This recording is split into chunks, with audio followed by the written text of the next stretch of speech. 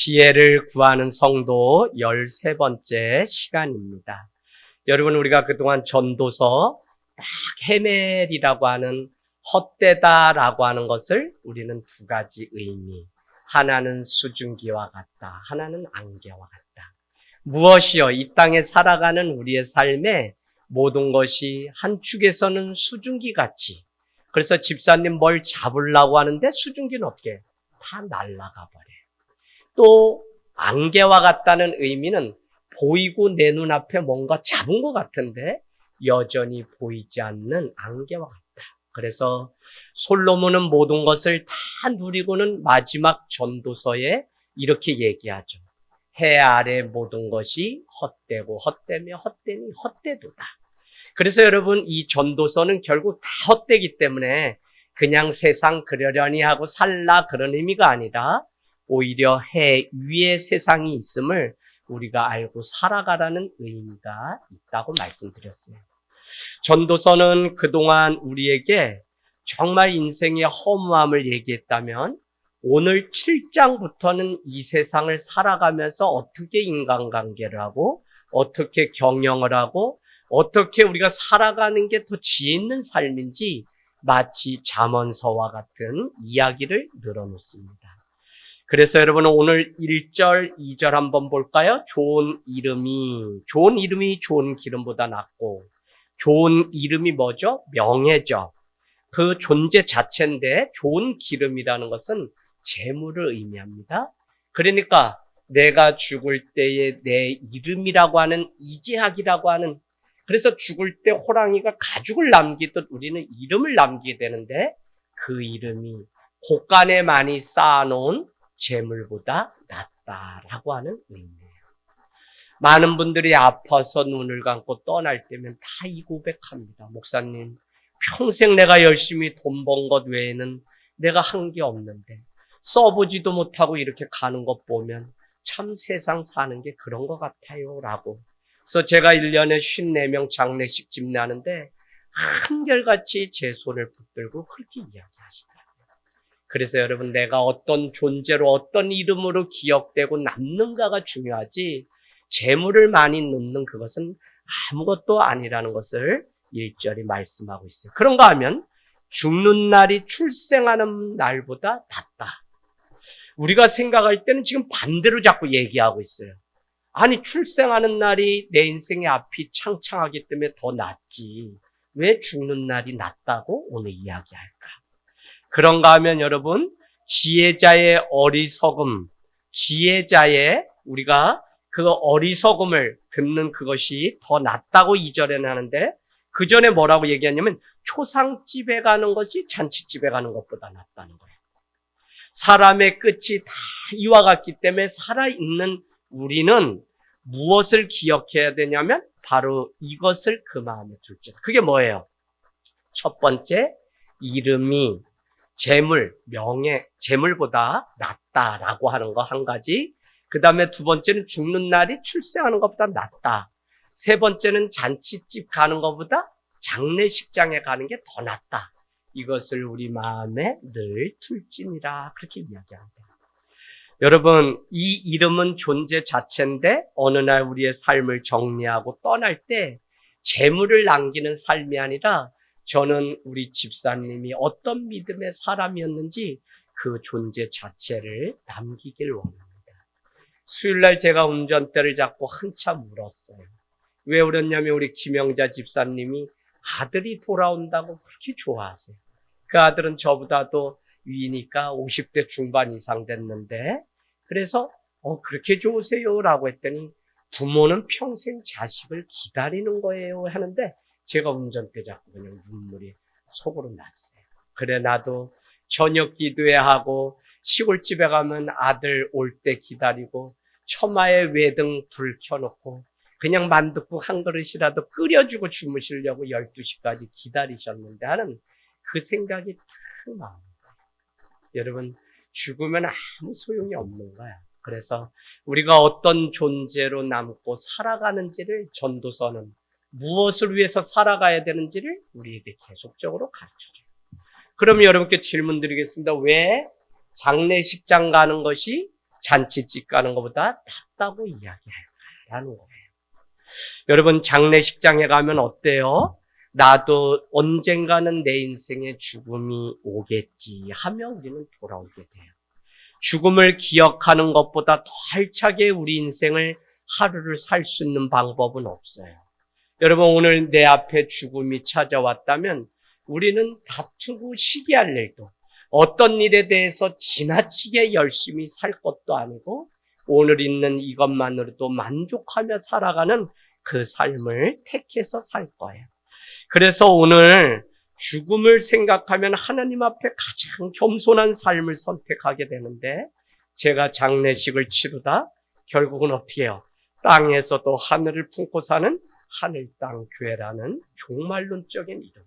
그래서 여러분, 하늘 땅 교회 정말 성도는 오늘이 내 인생의 마지막인 것처럼 살아가는 것이지 천년 만년 이 땅에서 살아간다고 생각하면 여전히 신앙이 어린아이에 불과한 거예요. 그래서 목회자로 살아가면서 제가 가장 큰 하나님의 축복이 무엇인가 했더니 늘 그냥 장례식장에 가서 사람 죽는 거 보는 게 그게 축복이더라고요.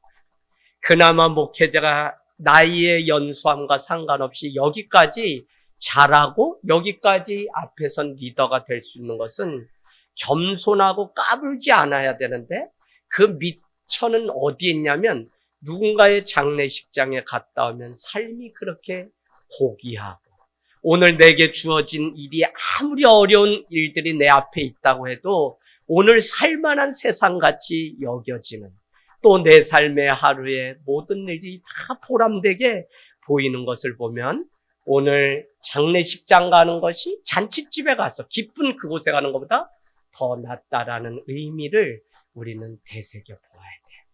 여러분, 건강 자랑할 것도 없고 집에 곳간에 쌓아놓은 그것 자랑해봐야 오늘 도로 와서 하나님이 너의 영혼을 데려가면 저 곳간에 있는 저것이 다 누의 것이 되느냐라고 우리는 사복음서를 통해 보았던 것처럼 우리의 이름, 우리의 생명이 저 마지막이기 때문에 하늘을 향해서 소망을 두고 천국 백성으로 사는 그것이 보람이지 이 땅에 있는 것은 아무것도 없다는 것을. 그래서 여러분, 빨리 살려고 할 것도 없고 느리게 살 것도 없고 그냥 하나님이 주신 질서 안에서 사는 것이 얼마나 큰 복인지 몰라요. 하나님의 일하시는 방식은 참 재밌어요. 어제 대학원에서 강의를 했는데 이 강도사님이 제자죠. 그런데 저에게 어제 찾아왔어요. 근데 강도사님은 교수가 돼서 저를 찾아왔는데 원래 뭐를 하신 분이냐면 전공이 미용, 뷰티 이런 일을 전공하셨어요. 그래서 그걸 박사학위 받고 하나님의 일을 미용 선교를 해야 되겠다 해서 대학원에 와서 강의하다 저를 만났는데 결국은 목회자의 길을 걸어가게 돼요. 그래서 우리 둘이 이런저런 사는 얘기, 아픈 이야기, 지난해 어머니 아버지 떠나보낸 이야기 많이 하면서 서로 아픈 이야기하고 딱 나왔는데 좀 전에 말씀드렸던 어느 분이 목발을 짚고 지나가는데 안면이 있는 거예요. 그래서 제가 그냥 인사를 다 하거든요. 그랬더니 목사님이시죠? 하면서 제가 3년 전에 이곳 작은 음악회에 다녀갔었는데 떡도 받고요. 그래서 예, 안면 있는 것 같아요 라고 했더니 왜 오시지 않으셨어요? 했더니 저는 그동안 병원에 있다가 이제 어제 퇴원해서 다시 왔다는 거예요.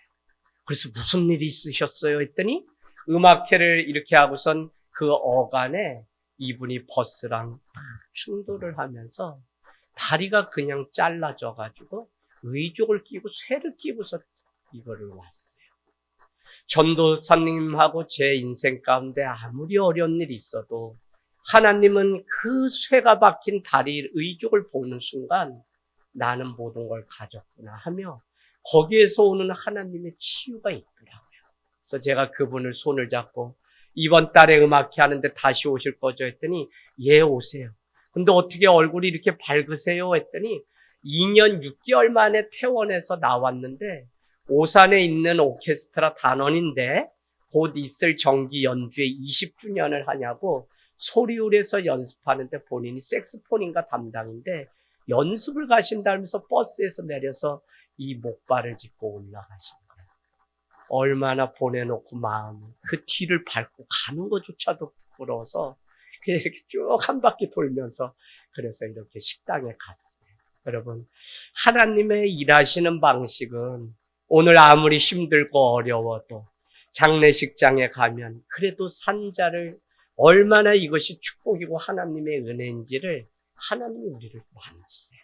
나보다 더 눈물겹고 더 가슴 아픈 사람들의 삶을 보면서 하나님은 내 삶도 그래도 괜찮은 삶이구나. 아직은 살만한 삶이구나. 아직은 상처보다 내 삶에 하나님의 은혜가 더 있구나라고 하는 이 사실을 알게 되니까 그래, 잔치집에 가는 것보다 장례식장 가는 게 더 낫구나 하는 것을 알게 돼요. 그래서 어저께 참 3년 전에 이곳에 왔다 교통사고로 의족을 하고 오신 분을 길에서 만났다. 그분을 딱 보니까 힘들다 뭐하다 말할 수가 없어요. 하나님의 참 이 치유하는 방법은 늘 나보다 연약한 자를 통해서. 그래서 오늘 이 전도서 7장은 얘야, 너가 좋은 이름을 가진 것이 좋은 재물을 가진 것보다 낫고, 너가 태어나는 것보다 죽는 날이 더 낫고, 너가 저 잔치집에 가는 것보다 어떻게 해요? 장례식장에 가는 게 더 낫다. 너는 이것을 늘 마음에 두고 염두하고 살라고 오늘 말씀하고 있다는 것입니다. 3절, 4절은 슬픔이 웃음보다 또 반대로 계속 얘기해요. 어떻게 웃음이 낫지 슬픔이 더 낫나요? 그런데 슬픔이 웃음보다 나음은 얼굴에 근심하는 것이 마음에 유익하기 때문이다. 지혜자의 마음은 초상집에 있지만 우매한 자의 마음은 4절에 혼인집에 있다는 거예요. 여러분, 다시 말씀드리면 얼굴에 근심이 가득 있는 그 사람이 어떻게 그 웃음이 가득한 사람보다 낫다는 거예요? 근데 1절, 2절을 생각하면 장례식장에 갔다 얼굴에 근심이 있어서 우리가 올 것 같지만 내 삶에도 마지막이 있구나 하는 그 염려, 근심. 그래서 내가 웃지 못한다고 할지라도 그것이 차라리 웃음을 가지고 사는 것보다 낫다는 거예요. 왜? 그래야만 우리는 겸손하고 내 인생에 오늘이 얼마나 소중한 하나님의 선물인지, 오늘 만나고 오늘 내게 주어진 이 일이 얼마나 소중한 일이고 오늘 한 번의 예배를 드리는 이 일이 얼마나 귀한 것인지, 이 땅에서 천국을 사는 게 다른 게 아니구나. 오늘 내 마음 가운데 지금이 가장 행복하고 지금이 내 인생 가운데 하나님이 주신 마지막 기회구나라는 사실을 깨닫게 되면 너나 할 것 없이 우리는, 그래서 여러분 또 말씀드리지만 정말 내 두 다리로 걸을 수 있는 길, 3년 전에 음악회 왔다 그분이 2년 6개월 동안 교통사고나 다리 잘리고 어제 길에서 그렇게 만나는데 제가 불평불만한 게 하나도 없어요. 내 다리로 걸어갈 수 있지, 내 손으로 먹을 수 있지, 내 두 눈으로 볼 수 있지, 병원에 가고 늘 죽은 자 장사 지내면서 목회자의 삶이 이것이 처음에는 엄청 싫었는데 얼마나 복인지 다시 한번 생각하게 되었습니다. 여러분, 어리석은 사람은 누구라고요? 우매한 자는 혼인집에 있고 지혜자의 마음은 초상집에 있다. 그래서 어리석은 사람은 늘 현재만 생각하고 그렇게 막 혼인집에 잔치하지만 지혜 있는 사람은 끝이 있다는 사실을 늘 알게 되는 것이죠. 그래서 늘 천국의 소망을 가지고 어떻게 오늘 이 시간을 내 삶 가운데 사용하고 어떻게 이 물질을, 이 건강을, 이 재능을 사용하는 것이 하나님께 의미 있는 것인지를 아는 자가 비로소 신앙이 있는 거예요. 그래서 여러분, 정말 우리가 이 가을 얼마나 더 보겠어요. 오늘이 마지막일 수도 있는 이 가을을 정말 하나님 앞에 감사하면서 오늘 주어진 이 가을에 하나님의 손길이 어떻게 저렇게 오묘할까? 여러분, 이 명절에 예배 마치고 나면 다 여행 가세요. 비행기 타고 저 물가로 가고 제가 보내드릴게요. 그냥 다 가세요. 돈은 안 드릴 테니까 여러분 다 가서 언제 보겠어요? 하나님의 살아계심이 교회 와서 예배를 통해 말씀으로 특별 계시도 받지만 자연 속에 사람들이 살아가는 삶을 통해서도 여전히 그곳에도 하나님이 일하십니다. 여러분, 거미가 집 짓는 거 보세요. 그물망을 어떻게 이렇게 져서 거길 가고 벌이 어떻게 그 꽃에서 그걸 물어다가 꿀을 만들어내는 나는 자연인이 좋다가 아니라 이건 아니고 이거는 내 인생의 마지막에 가는 것이고 있어요. 자연 프로그램 이런 거, 그 모험, 세계 탐험 모험 이런 거 보면 참 자연의 이 작은 벌레 하나도 얼마나 귀한 하나님의 손길을 이루면서 살아가는지 모른다는 거예요. 7장 5절 같이 읽겠습니다. 7장 5절. 지혜로운 사람의 책망을 듣는 것이 우매한 자들의 노래를 듣는 것보다 낫다. 이해되세요, 여러분? 지혜 있는 자가 책망을 나에게 하거든 그것이 우매자가 나를 위해서 사탕 발림으로 막 노래를 불러주는 그거보다 오히려 그 책망이 낫다는 거예요. 그래서 우리는 늘 칭찬받는 데 익숙한 시대지만 사실 불편한 소리라도 그 소리가 나를 살리는 소리라면 그 책망을 우리는 들을 수가 있어야 돼요. 아프지만 지혜로운 자의 소리를 듣는 것이 내가 듣기 좋은 소리만 해주는 그 사람의 말보다 유익하다는 거예요. 지혜로운 사람은 자기에게 해주는 말을 그대로 받아들입니다. 세상은 점점 자기를 생각해서 해주는 말을 듣지 못하는 시대예요. 그래서 자녀들이 그래요. 사랑하는 자에게 하는 그 훈계를 듣지 못하고 하지 않기 때문에 점점 세상이 어떻게 될지 모르는 시대에 우리는 살아가요.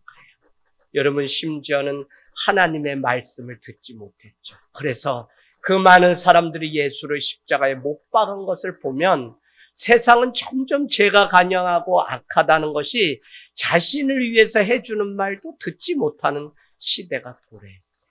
그래서 우리는 야고보서를 통해 듣는 것이 말하는 것보다 먼저라고 하는 그 의미를 다시 새겨볼 수 있다. 7절 말씀에는 이렇게 얘기하죠. 7절에는 탐욕이 지혜자를 우매하게 만든다. 지혜자인데 뭐가 그를 우매하게 만드냐면 탐욕이, 욕심이 그렇게 만드는 거예요. 자, 그 다음에 사람의 명철을 망하게 하는 게 뭐냐면 뇌물이에요, 뇌물. 세상 가운데서 우리가 이런저런 일들 속에 뇌물을 받게 되는데 아니요, 뇌물이 우리의 명철을 망하게 해요. 제가 제 자신을 지키기 위해서 늘 원칙이 있어요. 돈하고 가까이 하질 않아요. 방송에 나가면 이래요. 목사님, 교회 계좌번호 좀 주세요. 이번에 쫙 깔아드리면 몇천 들어가요. 제가 왜 몰라요? 제 주변에 제가 소개해서 그 달콤한 맛에 빠져가지고 목회는 뒷전이고 통장 찍으러 다니다가 목회 망한 사람이 한둘이 아니에요. 아니 우리 교회가 선교를 하는 교회인데 그 몇 푼 받으려고 거기다 계좌번호 넣어가지고 이번에도 방송 출연하는데 계좌번호 아니요 저희 15년 됐고 작년에 8,600이나 선교비가 나갔는데 저희 그렇게 안 해요. 다른 교회 도우세요. 작은 교회 도우세요. 저 선교사님 돕고요. 안 해요. 여러분 뇌물이 우리의 명철을 망해요. 그래서 그냥이 아니라 하나님의 은혜가 아니고 그냥 공짜로 뭐 생기는 거를 좋아하다가는 머리가 어떻게 돼? 대머리가 된다. 이런 얘기하면 이제는 폄하해서 안 되는데 이것도 조심해야 되는데 그렇다고요. 그렇다고요. 자, 그래서 우리가 참 세상을 어떻게 살아가야 되는지 오늘 이게 막 연결이 아니라 단락단락 한 절 한 절 가만히 생각해 보면 여기 엄청난 지혜. 그래서 제가 7장부터는 전도서가 이제는 헛되다 그것보다는 잠언서와 같이 어떻게 이 세상을 살아가는 것이 지혜로운 삶인지 가르쳐 준다는 거예요. 8절, 9절. 일의 끝이 시작보다 낫고 참는 마음이 교만한 마음보다 낫다. 일의 끝이 시작하는 일보다 낫다. 죽는 것이 출생보다 낫다고 아까 그랬죠? 그와 비슷한 맥락이에요. 이번에는 참는 마음이 교만한 마음보다 낫다. 급한 마음으로 노를 말하지 말라. 노는 우매한 자들의 품에 머무는 것이 노라는 거예요. 자, 그런 것 같아요. 누군가에게 우리가 좋은 이야기를 전하는 것 중요하지만 전할 때도 오늘 중요한 기준이 있는데 참는 마음, 그것이 교만한 마음보다 더 낫다는 거예요. 참는 마음은 긴 마음이죠. 길게 생각하고 여유 있게. 우리가 사랑은 오래 참는 것이라고 전도서 고린도전서 13장이 얘기하는 오래 참음 같이 오늘 참는 마음은 길게 보는 마음. 그러면 교만한 마음 뭐예요? 급한 마음이죠. 쫓기는 마음. 그러니까 그 안에 뭐가 오냐면 분이 와요. 그래서 급한 마음이 참는 마음만 못한데 급한 마음은 어떻게 돼요? 우리를 교만하게 이끌고 교만함은 우리를 분노로 가든. 그러면 그 분노가 어디에? 우리 마음에 그대로 머물러 있다는 거예요. 여러분 내 삶을 한번 가만히 생각하면서 이 정말 도인 같은 이 이야기인데 하나님 말씀이에요. 가만히 들어보면 분노가 어디서 오냐면 급한 마음에서. 급한 마음이 어디서 오냐면 교만한 마음에서. 교만한 마음 뭐예요? 탐심, 욕심 때문에 우리에게 오는 거예요. 그래서 정욕으로 우리가 쓰려고 하니까 다투게 된다 그러죠? 그러니까 야고보서는 뭐라 그랬어요? 너희가 구하여도 정욕으로 쓰려고 하기 때문에 구하여도 얻지 못한다는 것이 수요 은혜 예배 말씀이었습니다. 여러분 지혜는 참는 마음이고 깊은 마음이고 긴 마음입니다. 그래서 우리가 늘 그 마음으로 사는 것이 낫다고 오늘 말씀하고 있는 것이죠. 14절 중에 14절 동그라미 쳐놓으세요. 같이 읽겠습니다. 시작. 형통한 날에는 기뻐하고 공고한 날에는 되돌아보아라. 이 두 가지를 하나님이 병행하게 하사 사람이 그의 장래일을 능히 헤아려 알지 못하게 하였느니라. 아멘, 아멘. 우리가 인생을 살아가다 보면 형통한 날도 있고 공고한 날도 있다는 거죠. 그렇다고 해서 일평생 형통한 날만 있는 것도 아니고 그렇다고 해서 내가 공고한 날만 날마다 사는 것도 아니에요. 여러분 없는 가정, 신혼집 차리고 살아가다 어느 날 자녀가 태어나면 처다이 때문에 얼마나 우리가 그 공고함 속에서도 형통함을 누려요. 그래서 일평생 어두운 터널만 지나가는 사람도 없다는 거예요. 그래서 성경이 오늘 이 두 가지를 공고하고 형통한 거를 병행하게 둔 이유가 오늘 중요한데 누가 형통하기만, 누가 공고하기만 하겠느냐라고 얘기하면서 그날의 우리의 인생을 오히려 기뻐하고 또 돌아보라고 오늘 이야기하는데 이 두 가지를 병행하여 우리 가운데 준 것은 무엇이냐면 뭐라고 거기 돼 있어요? 그의 장래일을 능히 헤아려 알지 못하게 하시리. 참, 나는 이 전도서가 이해도 안 되고 기도하면서 하는데 솔로몬은 무슨 도인 같아. 이제 세상 다 살고 나서 마지막 결론으로 이야기 들려주는 말이 맞는 것 같아요.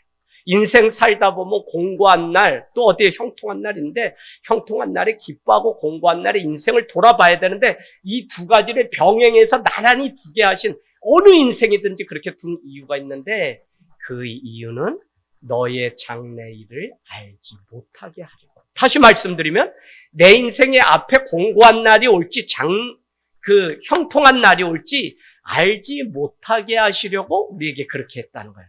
그러면 왜 그렇게 했는지를 우리가 다시 돌아가 보면 어떻게 돼요? 물론 깨어서 우리가 살아가라는 의미가 있겠지만 전도서 3장에 가보실래요? 3장 11절에 계속 3장 1절부터 모든 기한이 있고 범사의 때가 있는데 뭐라고 말씀하냐면 죽을 때가 있고 날 때가 있고 세울 때가 있고 허물 때가 있고 물 때가 있고 기쁠 때가 있고 쭉 해서 28가지의 때를 우리에게 설명하고는 뭐라고 얘기하냐면 그 이유가 영원을 사모하는 마음을 주시려고. 할렐루야. 찾으셨어요? 3장 11절? 영원을 사모하게 하시려고 우리에게 때를 줬는데 그 때를 알지 못하게 하신 이유가 뭐냐면 그래서 인간들아 영원을 사모하면서 너는 늘 겸손함으로 하나님 앞에 머물고 살아가라는 거예요. 여러분 어머니, 아버지, 우리 집안에 지금 다 요양원에 계시고 막 오늘 내일 하시는 가정이 아닌 가정이 어디 있어요. 그런 분들이 한두 분 있는데 그때마다 우리가 영원을 준비해야 되겠다는 마음. 왜? 내 인생에도 이런 날이 올 것을 우리는 알기 때문에. 비참하고 공고한 일 같지만 우리가 겸손하게 오늘을 기뻐하며 그냥 내 인생의 마지막 축제처럼 살아가야 되는 이유는 뭐냐면 다윗이 왜 하나님 앞에 이렇게 춤을 추면서 옷이 다 벗겨지는데도 그렇게 예배했냐면 그는 전쟁 가운데서 죽음을 너무 많이 보았고 피를 너무 많이 여러분, 예수 그리스도께서 우리를 위해서 피를 흘려주셨는데 그 피를 다윗은 너무 많이 보았기 때문에 그는 그냥 저기 멀리서 예루살렘이 보이는 그 산에 아들로 말미암아 도피를 하면서도 그 하나님의 전인 예루살렘에 가지 못해서 그가 저 멀리 보는 예루살렘을 향해서 뭐라고 얘기하냐면 내가 세상의 첫날보다 그 예루살렘 성전에 문지기 종으로 사는 한 날이 더 좋겠다고 고백했어요. 여러분, 우리의 고백이 그런 고백이 되길 원합니다. 주일날 제가 설교하겠지만 뱀파이어 교인이라는 게 있어요. 그건 뭔 말이냐면 성도들이 예수 그리스도의 피로 말미암아 살아놓고는 자기는 오히려 예수 그리스도를 위해 피를 쏟지 않고 피만 빨아먹는 교인을 이 상담 심리학적으로 뱀파이어 교인이라는 구분이 따로 있더라고요. 제가 깜짝 놀랐어요. 성도가 집사가 자기의 역할을 하지 않고 그냥 하나님의 피로 내가 구원받으면 맞지. 아니요. 주님의 몸된 교회를 사랑하지 않고 헌신하지 않는데 다 그렇고 그런 사람이지. 저는 마지막 하나님의 심판은 눈에 보이는 우리 이웃도 사랑하지 못하면서 우리가 어떻게 하나님 앞에 사랑한다.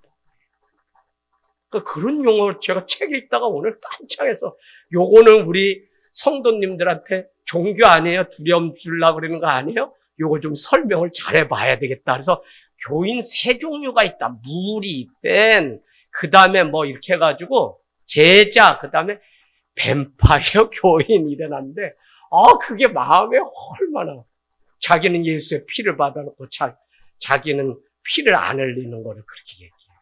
여러분, 사실 마음이 뜨끔했어요.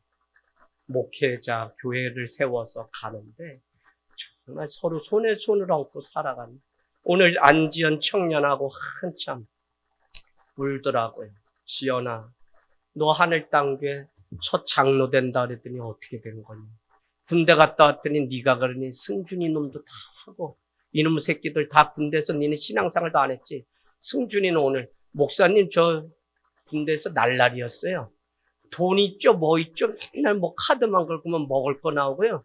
교회 생활 안 해요 애들. 목사님도 그래서 밴드로라도 예배하랬더니 안 했지. 그랬더니 목사님 다 아시잖아요. 그래서 이제 다음 주부터는 정말 새 사람 돼서 나타나겠다면서 지연이 형은 살아서 돌아와야 되는데 목사님 어떡하죠?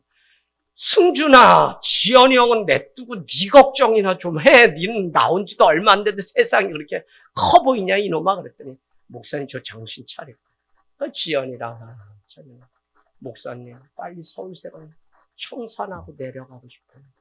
저도 목사님 이제는 부모님 보내놓고 살려고 했었는데 세상이 너무 무섭고 두렵네요. 마음이 아팠어요. 그래서 혼내지도 못하고 그래 서울 너 이번에 졸업반이니까 얼른 정리하고 여 오산이 좋아 임마 여기 내려와. 저기 뭐 시향에 들어가도 여 오산이 시향 월급 안 주면 여기 내려와 먹고 사는 거 뭐 있겠지. 그랬더니 빨리 졸업하고 내려오고 싶다고. 근데 이놈이 세상을 이 쓴맛을 너무 그냥 다 본 것 같아서 이 꿈을 꿔야 되는 녀석이 부모님 두 분 10년 동안 떠나보내고 그냥 이 충격 가운데 그래도 대학을 가서 이 살아낸 게 오히려 다 보면 짠하고 칭찬하고 그래도 이 25살 청년을 보듬고 안아줘야지 뭐 이렇게 못하겠어요. 목사님 저 졸업하면 다시 제 본자리로 돌아가겠습니다. 여러분 그러면서 아이들 크고 그러면서 이놈들이 뭐가 중요한지 알고 그러면서 교회가 뭔지 얘네도 안다. 근데 집사님 이상 되는데 전혀 헌신도 안 하고 아무것도 안 하고 그냥 왔다 갔다만 하면 그거 안 되죠. 자, 오늘 14절 너무 중요해. 이 두 가지를 병행하신 이유는 그렇고 3장 12절 보세요. 사람들이 사는 날 동안 기뻐하며 선을 행하는 것보다 더 나은 것이 없다. 13절 사람마다 먹고 마시는 것과 수고하며 낙을 누리는 그것이 뭐라고요? 하나님의 선물인 줄 내가 안다. 오늘 똑같은 맥락이에요. 3장이나 이 7장이나. 그래서 우리 인생에 이런 때도 있고 이런 때도 있는데 그 때를 가르쳐주지 않은 것은 영혼을 사모하는 마음을 주시고 우리에게 더 겸손함으로 영혼을 준비하게 하시려고. 오늘이 하나님이 주신 얼마나 값진 날인지 알게 하시려고 했다는 것이죠. 그래서 여러분, 우리 주일 말씀 생각나죠? 내 인생에 그래 풍년도 온다, 흉년도 온다. 풍년 오면 어떻게 하라 그랬어요? 우리 집사님 어떻게 하라 했어요? 응? 집사님 뭐라고요? 틀려도 돼요. 풍년의 날은 어떻게 하고 흉년에는 어떻게 하라 했어요? 난 전혀 얘기도 안 한 건데 풍년의 날에는 20%씩 떼서 저금해 놓으라 그러는 것 같아요. 지혜롭게. 뭐 아시는 분이에요. 근데 제가 주일날 이렇게 얘기했어요. 풍년이 오면 감사하고 소망을 품고 흉년이 오면 어떻게 해요? 흉년이 오면 또 소망을 품고 소망과 감사를 얘기했어요. 왜? 저기 베들레헴에 하나님이 계신 게 아니라 그들이 도망갔던 먹고 살기 위해서 갔던 모압에도 여전히 하나님이 계시고 너가 아무리 선택을 잘한다고 해도 인간의 선택은 결단이 부족하기 때문에 여전히 하나님의 은혜가 필요한 결단이지. 그래서 늘 하나님의 은혜를 간구하면서 살라는 게 복음이지. 너 선택 그렇게 했으니까 네가 네 인생 책임져. 너 왜 그렇게 했어? 이거는 세상이 우리한테. 그래서 여러분 내 인생에 눈물이 있고 다 그래도 거기에 매이지 마세요. 왜냐하면 우리의 선택은 아무리 완벽해도 완벽하지 않아요. 그래서 하나님의 은혜를 입어야 되는데 그 은혜가 뭐라 그랬어요? 파크샤. 뭐예요? 하나님이 찾아오셨다라는 거예요. 오늘 때마침 그곳에 갔더니 보아스가 하나님이 되어 찾아와서 그 룻을 보았으니까 그렇게 되는 거죠. 그런가 하면 이 복음은 다 잘 되는 것인데 어떻게 한다 그랬어요? 보아스가 룻과 나오미를 먹고 살게 해준 것 같지만 결국 보아스의 인생 자체도 하나님의 구원을 이루는 족보의 조상이 되는 것, 그거 다 잘 되는 거예요. 그런가 하면 하루를 먹고 살기 위해 이삭 하나를 나는 원했지만 하나님의 능력을 제한하지 말라. 왜? 하나님은 보아스의 눈에 은혜를 입게 되니까 아니 지금부터 사환들이 베는 곳에 다 따라가서 이 밭이 다 너의 이삭이 다 너의 것이며 결국은 그가 이스라엘 구원자의 족보가 된 거예요. 그래서 여러분 늘 복음적으로 우리가 사는 이 노력들을 늘 해야지 그냥 문자적으로 그렇게 해가지고 너가 선택 잘못해서 모압에 가니까 남편 죽고 자식 죽고 이러면 거기는 하나님이 안 계세요? 우리 전지전능한 하나님이란데. 여러분 선택이 잘못됐어도 하나님의 은혜를 왜? 하나님의 주권이 그곳에도 있기 때문에 그 은혜를 늘 누리면서 살아가길 원합니다. 자, 그래서 우리는 이사야서 45장 했죠? 예, 빛도 어둠도 하나님이 창조하시고 환난도 뭐도 평안도 하나님이 창조하신 분이시다. 그래서 우리 삶에 이런저런 형통한 공고한 다 날이 와도 우리는 넘어지지 말고 그곳에 파크샤 하나님이 찾아와서 나 같은 인생에게 부으시는 그 은혜 돌아보심 뭐요? 모압 땅에 있는데 이 나오미에게 고향 땅에 양식이 먹을 양식이 있다는 소식이 들려왔다고 하는 그 파크샤 기쁜 소식 복음이 우리 삶 가운데도 늘 있다는 거예요. 여러분 오늘 우리는 욥기를 이야기했어요. 욥기가 38장 이후에 70개의 질문이 막 하나님과 욥에게 나오는데 욥에게 막 질문해요. 뭐라고 얘기하시냐면 이런 질문이에요. 내가 아는 것이 도대체 무엇이냐? 너는 땅의 기초를 내가 쌓을 때 너는 옆에서 뭐 했니? 하고 욥에게 막 질문하는데 거기에 욥은 하나도 대답하지 못해요. 그래서 이 38장 이후에 그 고난당한 까닭을 그는 이유를 묻지만 인간으로서는 어디서 왔는지 그 공고한 그 고난도 알지를 못하는 것이 인간이구나. 그래서 우리는 그냥 공고함이 오고 내 인생에 어려움이 오면 신앙은 뭐라고요? 그냥 끌려가는 거예요. 우리 살아보고 막 여기서 내가 막 개척해서 어떻게 하려고 했지만 그래서 내가 내 인생 어떻게 개척했어요?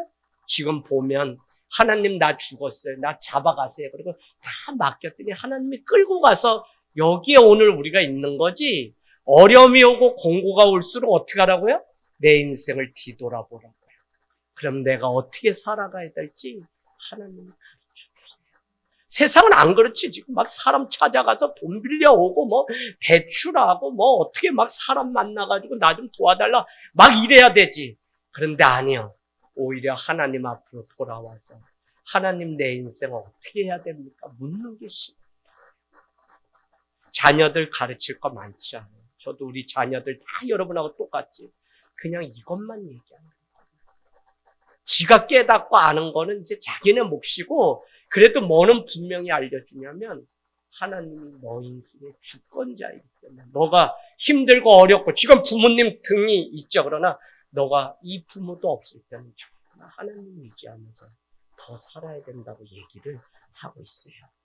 여러분 오늘 참 귀한 말씀 16절에서 18절 전 너무 마음에 와닿았어요. 16절 지나치게 여러분 표시해놓으세요. 지나치게 의인이 되지 말며 지나치게 지혜자도 되지 말며 어찌하여 스스로 패망하게 하겠느냐. 지나치게 악인이 되지도 말며 지나치게 우매한 자도 되지 말며 어찌하여 기한 전에 죽으려고 하느냐. 너도 이것도 잡으며 저것에도 내 손을 놓지 아니하는 것이 좋으니 하나님을 경외하는 자는 이 모든 일에서 벗어날 것이라.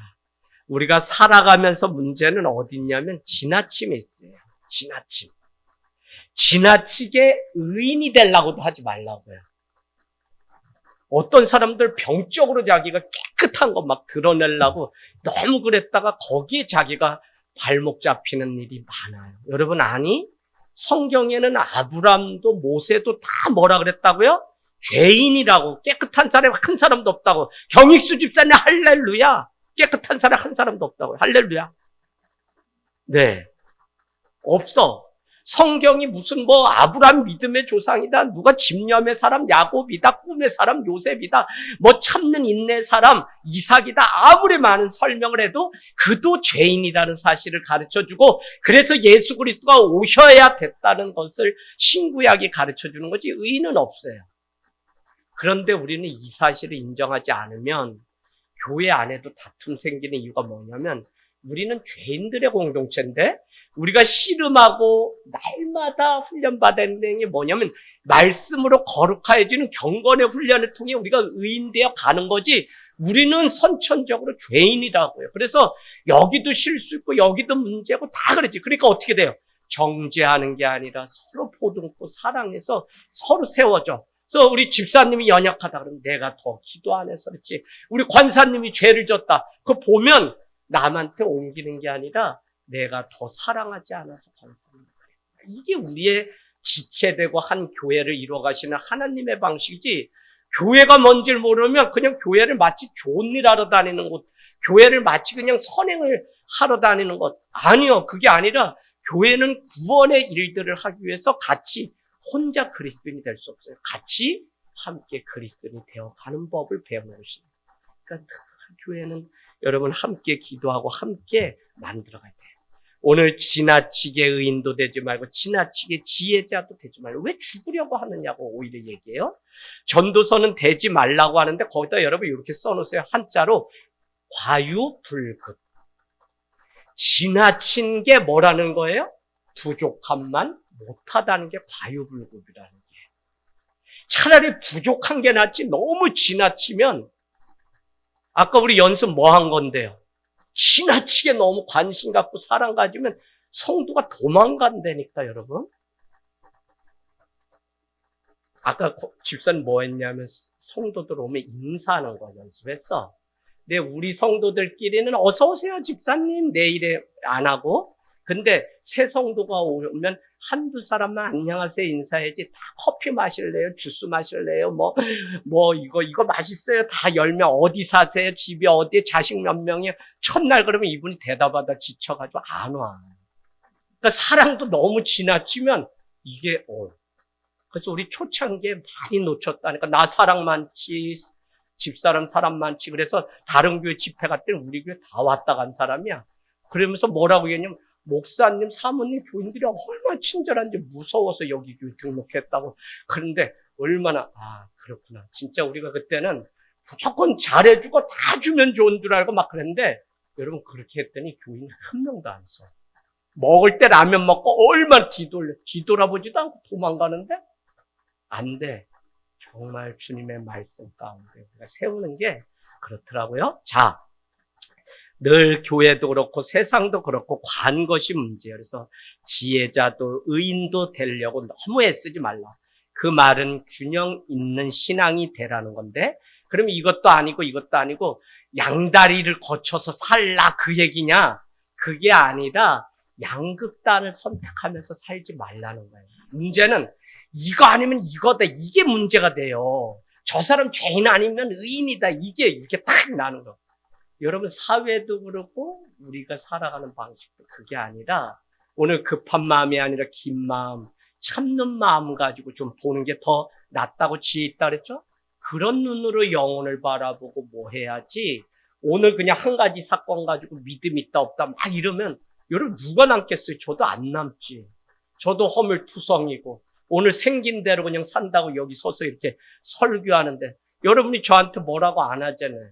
그 1년에 한 번 파마하면 그냥 파마한 거 그냥 봐주시고 또 새로 오신 분이 목사님 웬 남자가 파마해요? 그럼 나도 눈치가 있어가 7개월은 안 하고 이러고 가만히 있다고 이러다 겨울에 추운데요 권사님 이러면 또 어디 가서 홀짝 그냥 이렇게 파마하지. 그러니까 서로 이렇게 맞춰서 살아가는 거예요. 여러분 21절 22절 또한 사람들이 하는 모든 말에 내 마음을 두지 말라. 그리하면 내 종이 너를 저주하는 것을 듣지 아니하리라. 너도 가끔 사람을 저주해야 했다는 것을 내 마음도 알고 있느니라. 그 이해되세요? 우리가 자꾸 평안을 뺏기는 게 뭐냐면 남의 말에 자꾸 평안 뺏기잖아요. 남이 나에 대해서 이렇게 얘기했을 거야, 뭐 했을 거야, 이런 거. 그러면 저는 집에 가면 우리 집사람하고 아이들이 저한테 잘해주세요. 그러니까 여러분은 저한테 자꾸 잘해주려고 그러지 말고 신랑한테 잘하고 아내한테 잘하고 같이 살 저 자식한테 잘해야지. 저도 이렇게 하다가 다 떠나면 그만인 거지. 여러분은 자꾸 가까이 있는 사람한테 잘해야 되는데 안 그래. 그래서 여러분 신앙은 늘 가까이. 그런데 살아가다 보면 자꾸 남이 하는 그 말에 너무 민감. 그래서 우리가 마음의 평강을 잃고 늘 살아가는 그 이유를 우린 알아야 되는데 잠도 못 자고 밥도 못 먹고 막 과민형상. 근데 뭐라고 오늘 얘기하냐면 이렇게 얘기해요. 그렇게 하지 말라는 거예요. 그러면 종이 너 말 듣지도 않는데 왜 안 듣냐면 너도 다른 사람이 너에 대해서 험담하듯 너도 다른 사람에 대해서 험담한 적이 있지 않냐는 거예요. 겁나게 찔리더라고요. 우리 수요은혜 예배 말에 대해서 하지만 사실 말 잘하자 이게 아니라고 늘 목사님 말씀하세요. 그럼 뭐냐? 말에는 장사도 없고 늘 깨어서 기도하고 말하고 기도하고 하나님 앞에 우리가 살아가야 된다는 거 그거 한 가지 우리 기억하는 거지 말을 아무리 잘 관리해도 안 돼요. 그러니까 소크라테스는 많은 말보다 차라리 침묵이 낫다고 말했을 거예요. 그래서 여러분 말이 이렇게 어려운데 누가 내 뒤에서 험담하는 그 말을 그거는 목회자인 제가 훈련. 왜 남한테 말 듣기를 싫어하는 어머니가 그랬고 집안이 그래. 깨끗하게 뭐 하려고. 그래서 저도 병적으로 그런 게 있는데 제가 그렇게 하면 아마 이 목회하면서 정신병자가 됐을 거야. 왜? 집사님 10명이면 한 사람이라도 나를 말하고 싫어하겠지. 그걸 나 다 좋아해야 된다고 하는 것도 그것도 나쁜 거 아니에요? 아이 그럼 나도 허물 있고 누군가가 이렇게 하면 그냥 그러려니 하고 내가 그것을 기도로 승화하고 그냥 그러는 거지. 물론 하늘 땅 교회는 뒷말이 없고 그냥 우리가 다 나의 허물로 여기는 그 공동체가 되기 위해서 지금까지 얼마나 이랬다니까 집사님. 4년차 5년차에는 오면 다 자기 신앙생활하고 뭐 한 거 세상 얘기. 왜 신앙생활이 여기 처음이야. 어쩌다 온 사람은 엉뚱한 소리 사모님이 헌금한 걸 밥해줘 우리가 왜 하냐 막 이런 소문내고 막 집사람들이 막 이래. 그러니까 뭐 상처받으려면 얼마나 많은지 몰라요. 그래서 어떻게 했냐 5년 차부터는 기도하고 말하라. 그래서 저한테 뭔 얘기를 하려고 하면 집사님 이러면 목사님 안 할게요 이래가지고 우리가 뒷말이 없어지는 교회가 됐지. 사람들 오합지졸 모여가지고 개척해가지고 어떻게 우리가 이렇게 성자도 아닌데 그러겠어요. 자 오늘 21절 22절 너도 가끔 사람을 저주해야 했다는 것을 너의 마음은 알고 있을 것이다. 그러니 다른 사람이 너에 대해서 말했다고 그것에 가슴 아파하고 마음을 뺏기지 말라는 거예요. 26절은 하지 말까 하다가 하겠습니다. 마지막 말씀인데 26절 마음은 올무와 금을 갖고 손은 포송 같은 여인이 사망보다 더 쓰다는 사실을 내가 알았도다. 그러므로 하나님을 기쁘게 하는 자는 그 여인을 피하려니와 죄인은 그 여인에게 붙잡히리라. 무슨 얘기냐고요? 25절에 아무리 지혜와 명철을 연구해서 악한 것이 얼마나 어리석은지, 어리석은 것이 얼마나 미친 것인지 내가 알게 되었는데 26절에는 그렇게 얘기해요. 뭐라고요? 지혜가 마음은 올무와 금을 갖고 손은 포송 같은 여인은 사망보다 더 쓰다는 사실을 알았다. 이거는 무엇이냐면 여인에 빠지면 그 여인에게 포승과 같은 것에 내가 올감해서 빠져나오지 못하는 거예요. 그렇게 쉽게 얘기하면 뭐예요? 여자 조심하라는 얘기지. 지하는 삼촌 다 건들고 막 이래 막 기운 쇠하고 막 빠지고 막 애가 어디에 널려 있는지도 모르던 사람이 솔로몬인데 마지막에 이 말은 아주 단호하게 여자는 포승 같고 포승줄 아시죠? 우리 올가면은 포승줄 같고 아유 그냥 우리가 늘 그죠? 그래서 우리 교회는 늘 여성들이 많아서 이 말씀을 전하지 말까 싶다가 조심해야 돼. 우리 서로 조심해야 돼. 주 안에서만 사랑해야지 안 돼. 포승가. 자, 그러면서 하나님을 기쁘게 하는 자는 그 여인을 피하지만 어떻게 그 여인에게 붙잡히는 사람은 죄인입니다. 여러분 주 안에서만 하나님만 사랑하고 영혼을 늘 귀하게 여기는 그 마음. 이 얘기 다 뭐냐면 내가 함부로 사람을 대하니까 이런 일이 생기는 거지. 사실은 저 사람도 하나님의 사람이고 귀 하나님 보내신 영혼이라는 사실을 알면 집에서도 아내도 그리고 우리 안에서도 다 그렇게 대하는 거지. 그게 안 돼요. 그래서 제가 재차 말씀드리는데 집사님, 남자들 저한테 그냥 이렇게 잘하시려고 하지 말고 정말 아내한테 잘하고 하는 게 이게 지혜입니다. 할렐루야.